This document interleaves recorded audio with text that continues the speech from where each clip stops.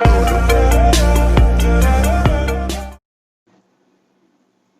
Everyone, welcome class 12 to today's video lecture. Class आज हम एक न्यू टॉपिक प्रोसीड करेंगे हमारे चैप्टर इंडियन इकोनॉमी 1950 टू 1990 का। एंड वो टॉपिक होगा क्लास जो आपके लिए काफी फैमिलियर है, आप चैप्टर नंबर 1 में भी कर चुके हो, एग्रीकल्चर। अब क्लास टॉपिक स्टार्ट करने से पहले मैं एक चीज आप सबके लिए सॉर्ट आउट करना चाहती हूँ, वो ये चीज है क्लास, ध्यान से सुनना। एग्रीकल्चर सेक्टर आपने चैप्टर नंबर 1 में भी पढ़ा है, Indian economy on the eve of independence में भी आपने पढ़ा है कि agriculture sector on the eve of independence, ठीक है। आप क्लास यहाँ पे आप दोबारा एग्रीकल्चर सेक्टर के बारे में पढ़ रहे हो, तो जब एग्जाम में आपको क्वेश्चन आएगा एग्रीकल्चर सेक्टर के रिगार्डिंग, तो आप कैसे डिफरेंशिएट करोगे कि ये कौन से पॉइंट्स हमें लिखने हैं, कौन से चैप्टर में से क्वेश्चन उठाया गया।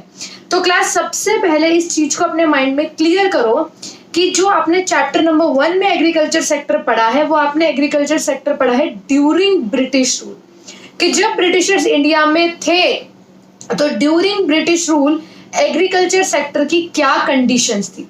लेकिन अब हम इस चैप्टर में जो एग्रीकल्चर सेक्टर पढ़ रहे हैं या जिसकी प्रॉब्लम्स पढ़ रहे हैं, ये हमारा 1950 टू 1990 वाला एग्रीकल्चर सेक्टर, यानी जब इंडिया इंडिपेंडेंट हो गया 1947 में, एंड उसके बाद जो इंडियन इकोनॉमी थी या जो एग्रीकल्चर था, उसके बाद एग्रीकल्चर की क्या कंडीशन थी।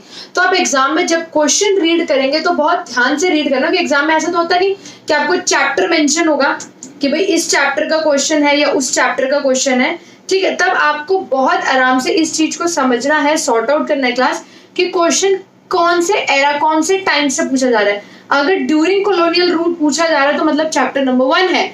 अगर आपके आफ्टर इंडिपेंडेंस पूछा जा रहा है या 1950 से 1990 का टाइम पूछा जा रहा है, तो ये वाला एग्रीकल्चर की बात हो रही है जो आज हम स्टडी करेंगे। Is that clear class? Now let's begin with the topic.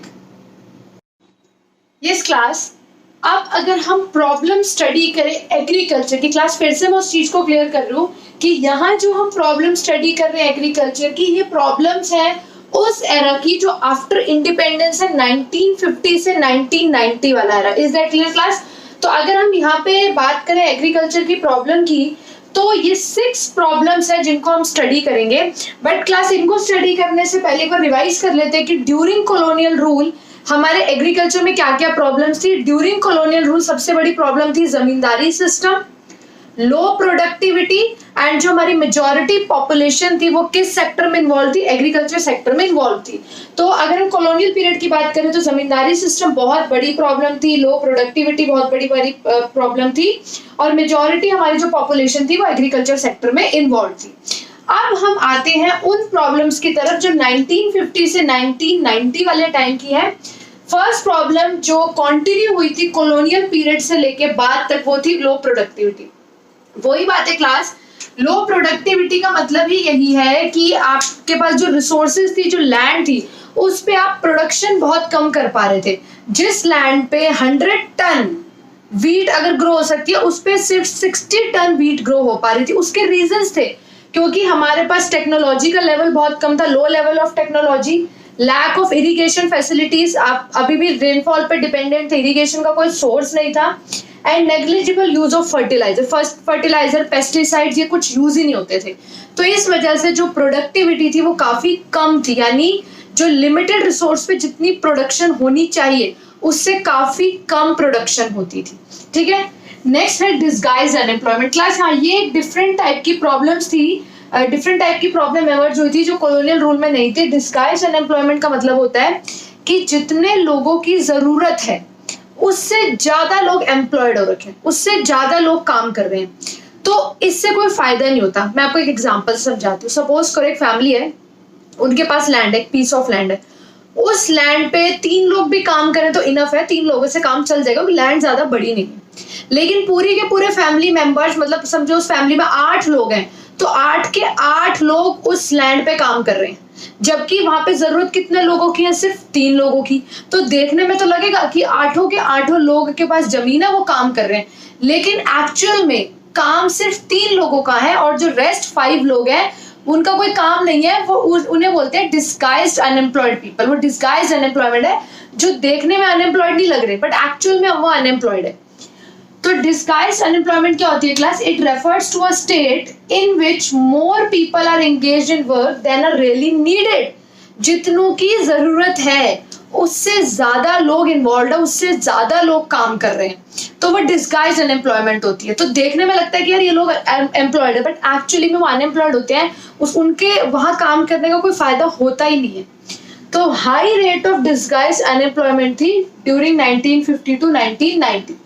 High dependency on rainfall, ये तो हमने अभी डिस्कस करा है क्लास कि इरिगेशन फैसिलिटीज नहीं थी, ट्यूबवेल्स, कैनाल्स, ये सब इतने डेवलप नहीं थे, और जो फार्मर्स थे वो किस पे डिपेंडेंट रहते थे? रेनफॉल पे। अगर रेनफॉल अच्छी हो गई तो वेल एंड गुड, भाई उनकी क्रॉप्स अच्छी हार्वेस्ट हो जाएंगी, लेकिन अगर रेनफॉल नहीं हुई तो पूरी की पूरी क्रॉप्स जो है वो डिस्ट्रॉय हो जाती थी। तो इवन 1950-1990 के टाइम भी इरिगेशन फैसिलिटी नहीं थी और डिपेंडेंसी किस पे थी? रेनफॉल पे। Next point, subsistence farming. Class subsistence farming का क्या मतलब होता है कि जब फार्मर्स क्रॉप्स को ग्रो करते हैं अपने यूज के लिए, मतलब इतना कि खुद के घर का आस पड़ोस का खाना पीना हो जाए, इतनी सब्जियां हो जाए, उसे ट्रेड के लिए ग्रो नहीं करते, ठीक है? तो ड्यूरिंग ब्रिटिश रूल तो कमर्शियलाइजेशन ऑफ एग्रीकल्चर था, उस पॉइंट को भूल जाओ, अब ब्रिटिशर्स चले गए। अब हम बात करें 1950 से 1990 की। तो फार्मर्स क्या करते थे क्लास? फार्मर्स की कॉमन प्रैक्टिस थी कि वो इतनी फल सब्जी उगाते थे कि उनके घर का खाना पीना मतलब वो चल जाए बढ़िया से, समझ लो, मतलब इतना सरप्लस ग्रो नहीं करते थे कि ट्रेडिंग करी जाए। ट्रेड किसी का मतलब नहीं था, वो इतनी फूड क्रॉप्स उगाते थे जितना अपनी फैमिली के यूज के लिए काफी हो। तो what is the meaning of subsistence farming? क्योंकि ये ऑब्जेक्टिव टाइप क्वेश्चंस के पॉइंट ऑफ व्यू से बहुत इंपॉर्टेंट चीज है क्लास, कि what is disguised unemployment, what do you mean by subsistence farming, ये क्वेश्चन तो बहुत इंपॉर्टेंट है कि डिफाइन सब्सिस्टेंस फार्मिंग। तो practice of growing crops only for one's own use, आप क्रॉप्स उगा रहे हो, आप फार्मिंग कर रहे हो सिर्फ अपने यूज के लिए, without any surplus for trade. आप इतनी क्रॉप्स नहीं उगा रहे कि आप उनकी ट्रेडिंग करो, आप उन्हें मार्केट में बेचो, ऐसा कोई एम ही नहीं है। आप सिर्फ इतने क्रॉप्स उगा रहे हो कि आपकी फैमिली का पेट भर जाए। तो practice of growing crops only for one's own use, आप सिर्फ अपने अपने यूज का सोच रहे हो, without any surplus for trade, आप ट्रेड के लिए या मार्केट में सेल करने के बारे में सोच नहीं रहे हो, तो वो होती है सब्सिस्टेंस फार्मिंग। नेक्स्ट है class outdated technology. Outdated technology का मीनिंग हम पढ़ चुके हैं कॉलोनियल रूल में भी, कि बैकवर्ड टेक्नोलॉजी, मतलब ना आपके पास एडवांस मशीन्स है, ना आपके पास HYV सीड्स है, ना आपके पास फर्टिलाइजर्स हैं, और ज्यादातर काम, मोस्टली काम मैनुअल हो रहा है, समझ लो, विदाउट मशीन्स। तो इंडियन एग्रीकल्चर की एक बहुत बड़ी प्रॉब्लम इवन आफ्टर इंडिपेंडेंस, सोचो 1950 से 1990 40 इयर्स हैं, तब भी बहुत बड़ी प्रॉब्लम रही आउटडेटेड टेक्नोलॉजी की। अच्छी मशीन्स जैसे हार्वेस्टर, थ्रेशर्स, जो ये मशीन्स अब आ गई हैं, ये पहले नहीं थी। पहले एग्रीकल्चर सेक्टर फार्मर्स के ऐसे मशीन्स नहीं थी, तो टेक्नोलॉजी पुरानी, मशीन्स पुरानी, and most of the work was done manually. अब आप खुद सोचो, जब फार्मिंग का मोस्ट ऑफ द काम मैनुअली होगा तो कितना टाइम कंज्यूमर होगा और उसमें एफिशिएंसी भी कम होगी। तो mostly work was done manually, was very tedious, बहुत थकाने वाला, टायरिंग और टाइम कंज्यूमिंग हो जाता था, ठीक है? तो outdated technology was one of the major factor, was one of the major limitation of agriculture sector during 1950 to 1990, that we were not having good machines, advanced technology for doing farming. Okay, conflict between tenants and landlord. अब सुनो class, ध्यान से सुनना। हमारे जब colonial rule में हम पढ़ रहे थे तो हमने पढ़ा था जमींदारी सिस्टम था, कि ब्रिटिशर्स जमींदार से वो रेंट मांगते थे और जमींदार फार्मर से रेंट मांगते थे, ठीक है? तो पहले क्या सिस्टम था, क्योंकि यहाँ पुराना सिस्टम आप समझोगे तभी आपको नए वाला समझ आएगा। क्या करते थे कि ब्रिटिशर्स थे, जमींदार और टेनेंट्स। तो जमींदार जो थे वो ब्रिटिशर्स को रेंट देते थे, और जमींदार ये रेंट किससे लेते थे? टेनेंट से, यानी टेनेंट से रेंट लिया जमींदार ने, और जमींदार को रेंट किसको दे देते थे? ब्रिटिशर्स को, ठीक है? अब ब्रिटिशर्स तो चले गए आफ्टर इंडिपेंडेंस, लेकिन जमींदारी सिस्टम पूरी तरीके से एबॉलिश नहीं हुआ। ब्रिटिशर्स चले गए पर जमींदार रह गए। जमींदार अपना वही पॉलिसी चलते थे, उनका वही चीज चल रहा था कि जिन फार्मर्स के पास अपनी लैंड नहीं थी, जो लैंडलेस फार्मर्स थे और वो जमींदार की लैंड पे काम करते थे, तो जमींदार उन फार्मर्स से रेंट लेते थे, उनसे अभी भी लगान और रेंट लिया जाता था, और उनकी कंडीशन कितनी भी खराब हो, फार्मर्स कितने भी पुअर हो, फिर भी उनकी कंडीशन को अनदेखा करके उनसे हाई अमाउंट ऑफ रेंट लिया जाता था। ये तो बात हुई क्लास रेंट की। रेंट के अलावा जमींदार क्या करते थे, फार्मर्स को लोन देते थे। जैसे फार्मर्स की हालत बहुत खराब है, वो गरीब है, तो फार्मर्स को लोन देते थे जमींदार, और जब वो लोन देते थे उसके ऊपर जब वो इंटरेस्ट लेते थे, जैसे हम हिंदी वर्ड कहते हैं ब्याज, जब वो उस पे इंटरेस्ट लेते थे तो they extracted large amount of interest from the farmers. मतलब ये आपने 10th में भी पढ़ा है, formal source of credit, informal source of credit. तो ये जमींदार से ये बहुत ज्यादा एक्सप्लॉइट करते थे फार्मर्स को, और ये हैवी अमाउंट ऑफ इंटरेस्ट, ब्याज, हैवी अमाउंट ऑफ इंटरेस्ट लेते फार्मर से, रेंट भी लेते थे।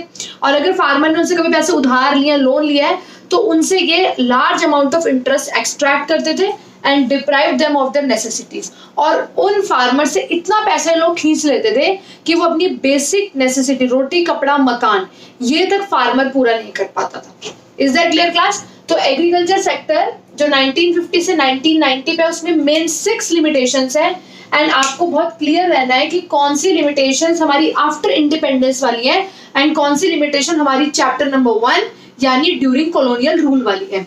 तो low productivity, disguise unemployment, high dependence on rainfall subsistence, farming, outdated technology, conflict between tenant and land. बहुत शॉर्ट में, बहुत क्विकली आपको ये प्रॉब्लम्स को पढ़ना है, क्योंकि मेन जो चैप्टर फोकस कर रहा है वो फोकस कर रहा है कि एग्रीकल्चर की ये कंडीशन थी, तो what policies, what measures were taken by the government to improve the condition of agriculture, हमें उस पर ज्यादा एम्फसाइज करना है। प्रॉब्लम्स को आप बस ओवरव्यू रखो कि हाँ ये प्रॉब्लम्स थी, बट उन प्रॉब्लम्स को कैसे सॉल्व किया गया, that factor is very important. Is that clear class? Now let's move to the policies which were implemented by the government for growth of agriculture.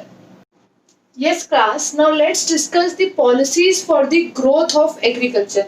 Class बहुत ध्यान से अगर आप वीडियो लेक्चर अटेंड करते हो तो आपको एज सच लर्निंग पे फोकस नहीं करना पड़ेगा, समझ? तो क्रैमिंग की नीड नहीं है, ऑटोमेटिकली चीजें समझ आती जाएंगी और माइंड में बैठती जाएंगी। आपको सिर्फ करना क्या होता है, you have to listen to the teacher very carefully. उसके बाद आप रीड करते हो, नोट्स बनाते हो, तो everything gets retained in your mind for a longer period of time. Class अगर मैं बात करूं policies for growth of agriculture, तो गवर्नमेंट ने बेसिकली 2 पॉलिसीज पे फोकस किया एग्रीकल्चर की ग्रोथ के लिए। Number 1 was land reforms and second was green revolution.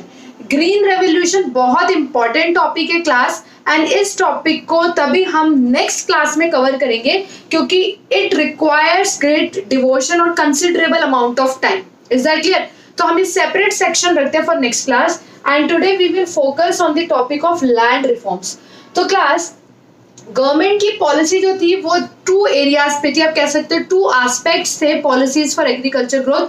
1 marks का क्वेश्चन बन सकता है, एंड वो 2 पॉलिसीज जो थी, या आप कह सकते हो 2 एस्पेक्ट्स ऑफ ग्रोथ पॉलिसी क्या था, एक तो था लैंड रिफॉर्म और एक था ग्रीन रेवोल्यूशन। अगर हम बात करें क्लास लैंड रिफॉर्म्स की, तो अंडर लैंड रिफॉर्म्स गवर्नमेंट के फर्दर सब डिविजन्स थे, एबॉलिशन ऑफ इंटरमीडिएरीज और लैंड सीलिंग। एंड क्लास हम हर एक चीज को डिटेल में स्टडी करने वाले। पहले हम स्टार्ट करते हैं लैंड रिफॉर्म्स क्या होते हैं, उसके बाद उसके सब टाइप्स पे जाएंगे हम। क्लास लैंड रिफॉर्म्स का बेसिक मीनिंग एक्चुअली होता है change in the ownership of land holdings, यानी लैंड की जो ओनरशिप है, यानी उस लैंड के मालिक कौन है उसमें चेंज करना। क्योंकि एक्चुअली में क्या था, जो एक्चुअल में फार्मर्स थे, जो मेजॉरिटी ऑफ पीपल जो फार्मिंग एक्चुअली में करते थे, उनके पास अपनी जमीन थी ही नहीं। जमीन किसकी थी? कुछ रिच लैंडलॉर्ड्स की, जमींदारों की। उन्होंने ज्यादातर गांव की जमीन अपने हाथ में ले रखी थी, एंड गांव के फार्मर्स उनकी जमीन पे काम करते थे, फिर वो उनसे रेंट लेते थे and huge amount of interest लेते थे, जो अभी हमने जस्ट पहले डिस्कस किया। तो आप ये मान के चलो कि एक विलेज की 80 to 85% लैंड एक जमींदार के हाथ में होती थी, और फिर सभी फार्मर्स को वो एक्सप्लॉइट करता था। तो सबसे पहली चीज जो गवर्नमेंट के दिमाग में क्या आई थी कि change in the ownership of land holding, कि लैंड एक्चुअली में उन लोगों को मिले, वो लोग लैंड के मालिक होने चाहिए जो एक्चुअली में फार्मिंग करते हैं। जो एक्चुअल में काम करते हैं वो तो बेचारे लैंडलेस होते हैं और एक्सप्लॉइट होते हैं। तो इसलिए लैंड रिफॉर्म्स को इंट्रोड्यूस किया गया, और लैंड रिफॉर्म्स का मीनिंग क्या होता है? Change in the ownership of land holding, कि उस लैंड के जो ओनरशिप है, मालिकाना हक, उसका मालिक कौन है उसको चेंज किया जाए, उसको मॉडिफाई किया जाए। फिर लैंड रिफॉर्म्स के फर्दर 2 पार्ट्स हैं, abolition of intermediaries and land ceiling. Now class let's discuss both these subdivisions in detail. Yes class, तो एबॉलिशन ऑफ इंटरमीडिएरीज को डिटेल में स्टडी करते हैं। इंटरमीडिएरीज का यहाँ क्या मतलब है, जमींदार। कि सबसे पहली चीज जो इंडियन गवर्नमेंट ने ग्रोथ पॉलिसी के अंदर करने की सोची, सबसे पहली चीज जो उन्होंने चेंज करने की सोची, उन्होंने सबसे पहले ये डिसाइड करा कि जो जमींदार हैं, जो फार्मर्स को बहुत ज्यादा एक्सप्लॉइट करते हैं, उनको एबॉलिश कर दो, जमींदारी सिस्टम पूरी तरह खत्म कर दो। और जो टिलर्स हैं, एक्चुअल फार्मर्स हैं, जो मेहनत करते हैं, जो फार्मिंग करते हैं, क्रॉप्स उगाते हैं, उनको उस जमीन का ओनर बना दो, क्योंकि जमींदार तो ब्रिटिशर्स टाइम से बने हुए चले आ रहे हैं। अब इस सिस्टम को खत्म करना पड़ेगा और जो एक्चुअल फार्मर है, जो एक्चुअल टिलर है, उसे लैंड का ओनर बनाना पड़ेगा। तो एबॉलिशन ऑफ इंटरमीडिएरीज का मेन पॉइंट क्या है, जिस पॉइंट क्या है, टू एबॉलिश इंटरमीडिएरीज यानी zamindar and to make tillers the owner of the land. और हमें ओनर किसको बनाना है, टिलर्स को हमें लैंड का ओनर बनाना है। और क्लास जैसे ही ये पॉलिसी इंप्लीमेंट की गई, मतलब गवर्नमेंट ने जमींदार को हटाना शुरू किया और जो टिलर्स हैं उनको ओनर बनाना शुरू करा लैंड के, जैसे ये पॉलिसी इंप्लीमेंट हुई, सिर्फ 200 lakh tenant, class see the number, 200 lakh tenant came into direct contact with the government. Zamindar के बीच में से हटते ही 200 लाख टेनेंट से जो डायरेक्ट किसके साथ कांटेक्ट में आ गए, गवर्नमेंट के। तो आप ये सोचो कि जमींदार कितने फार्मर्स को, कितने टिलर्स को एक्सप्लॉइट करते थे, अराउंड 200 लाख, क्योंकि जैसे जमींदार सटे 200 लाख टेनेंट सीधा गवर्नमेंट के कांटेक्ट में। Ownership right granted to tenants gave them the incentive to increase output and this contributed to growth of agriculture sector. Class इस पॉइंट को समझना जरूरी, ये देखने में हो सकता है इजी लग रहा हो, बट इसके पीछे काफी डीप मीनिंग है। देखो क्या लिखा है, ownership right granted to tenants, tenants को जैसे ही ओनरशिप राइट मिला, मतलब उन्हें लैंड का मालिक बना दिया गया, ओनर बना दिया गया, तो गेव देम द इंसेंटिव, इससे उन्हें मोटिवेशन मिली to increase output. Class output बढ़ाने की मोटिवेशन कैसे मिल गई मालिक बनते? देखो एक्चुअल में क्या था, पहले जिस जमीन पे वो इतनी मेहनत करते थे, वो जमीन पहले तो उनकी नहीं थी। अच्छा, वो मेहनत करते थे, पैसा कमाते थे, उसका मेजॉरिटी पोर्शन उन्हें रेंट देना पड़ता था जमींदार को, तो उनको एक मोटिवेशन ही नहीं होती थी काम करने की, हम इतनी मेहनत करें, इतना पैसा कमाए, उसमें से मेजॉरिटी हिस्सा तो जमींदार के पास ही चला जाएगा एज अ रेंट। लेकिन जब वो उसी लैंड के ओनर बन गए, जब वो उसी लैंड, उनकी लैंड अपनी हो गई, तो उन्होंने मेहनत करनी शुरू करी, उन्हें मोटिवेशन मिली कि अभी हमारी लैंड है, हम जितना इसमें क्रॉप्स उगाएंगे, जितनी क्रॉप्स को सेल करेंगे, वो सारा प्रॉफिट हमारा है, हमें किसी को देना नहीं है।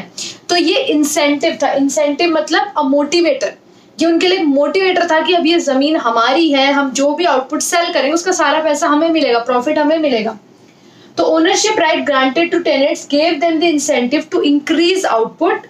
और जब आउटपुट सभी टेनेंट्स ने इंक्रीज करना शुरू कर दिया, सब मोटिवेटेड हो गए, बहुत मेहनत से अपनी लैंड पे प्रोडक्शन करने लग गए, तो it contributed to the growth of agricultural sector.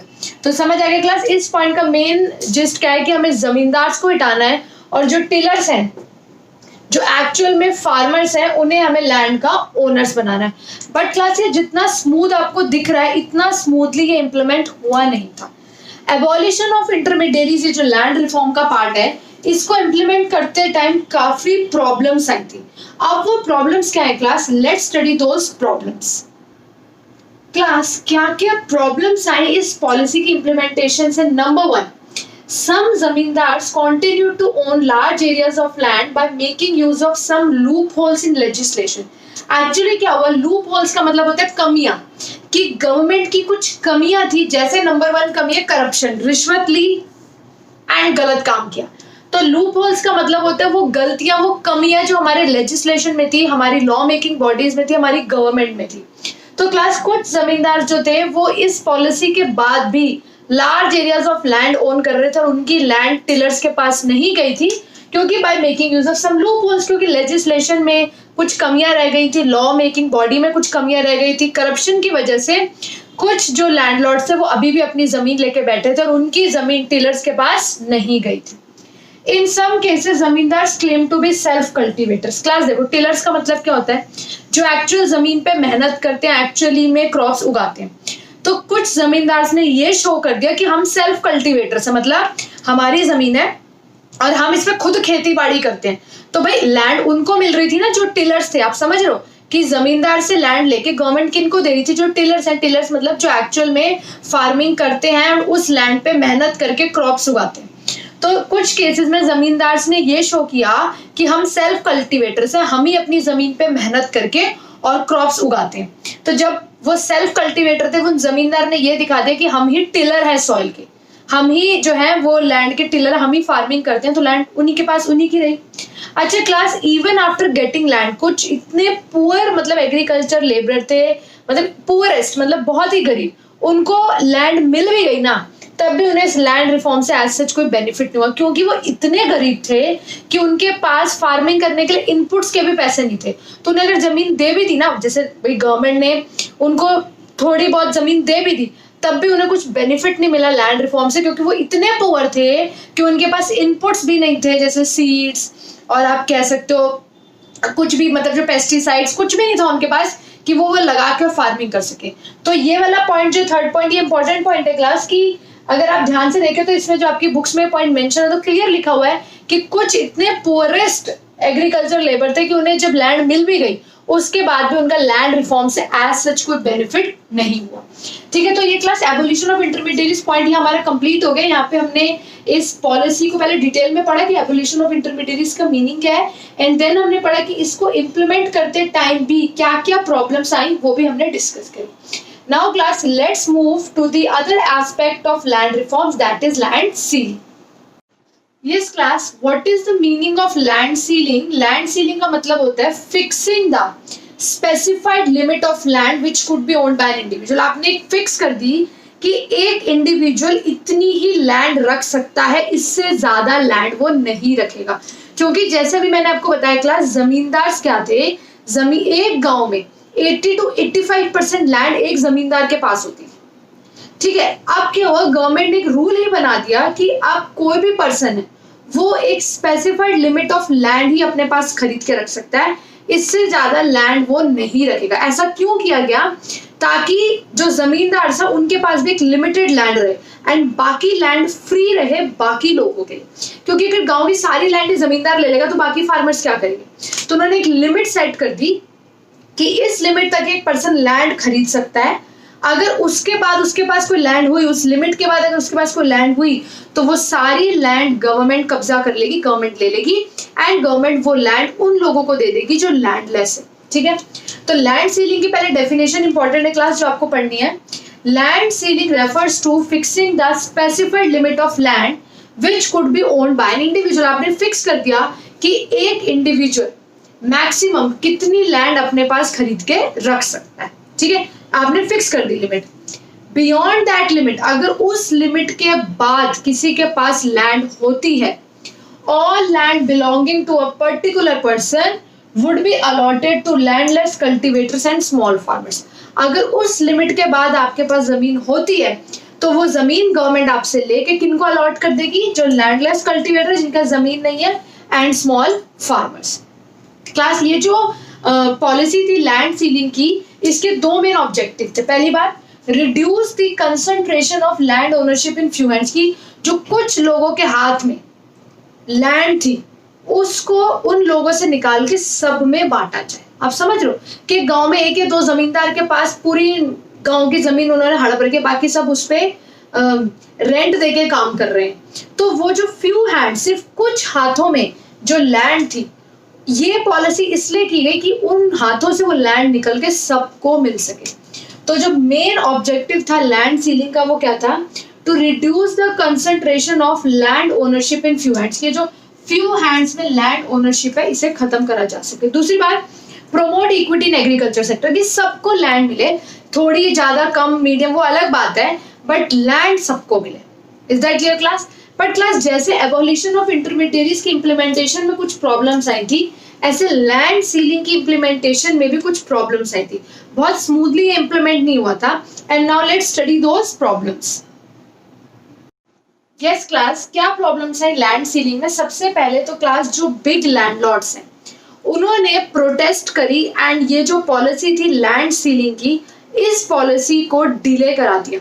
मतलब उन्होंने इतनी प्रोटेस्ट करी, इधर कंप्लेंट फाइल, उधर पिटीशन फाइल, कि ये जो इसकी इम्प्लीमेंटेशन है ना, इसको इम्प्लीमेंट होने में थोड़ा डिले हो गया, एंड ये जो टाइम पीरियड था डिले होने का कि एकदम ही लागू नहीं हो पाया, एकदम इम्प्लीमेंट नहीं हो पाया, उन्होंने इसको जान के डिले करवाया। एंड डिले जिस टाइम जो डिलेड पीरियड इन्हें मिला उसमें इन लोगों ने क्या करा, जो लैंड इनके नाम पे थी, जो लार्ज लैंड इनके नाम पे थी, अब इन्हें पता चल गया था कि गवर्नमेंट ने लिमिट सेट कर दी है, तो हमें एक लिमिटेड लैंड मिलेगी और उसके बाद हमारी जितनी भी लैंड है वो लैंडलेस कल्टीवेटर्स को मिल जाएगी।